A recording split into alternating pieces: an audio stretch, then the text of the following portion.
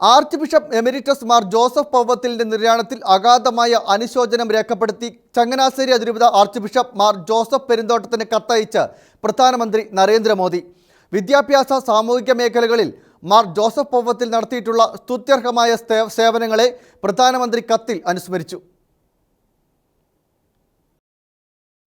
പ്രസന്നവും കരുണാമസൃണവുമായ പെരുമാറ്റം കൊണ്ട് എല്ലാവർക്കും പ്രിയങ്കരനായിരുന്ന മാർ ജോസഫ് പൗവത്തിൽ അറിവിന്റെ പ്രകാശം പരത്താൻ ആവേശത്തോടെ പ്രവർത്തിച്ച വിദ്യാഭ്യാസ വിചക്ഷണനായിരുന്നുവെന്ന് പ്രധാനമന്ത്രി അനുസ്മരിച്ചു.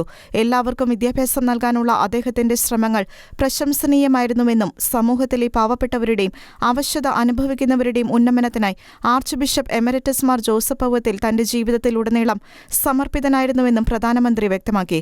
കർഷകരുടെ ശാക്തീകരണത്തിനായുള്ള മാർ പൗവത്തിൽ പിതാവിന്റെ പ്രവർത്തനങ്ങളെ എടുത്തു പറഞ്ഞ നരേന്ദ്രമോദി ജനങ്ങളെ ഉൾക്കൊള്ളുന്ന സാമൂഹിക സാമ്പത്തിക വികസനത്തിനായുള്ള അഭിമന്യ പിതാവിന്റെ പരിശ്രമങ്ങളെയും അനുമോദിച്ചു.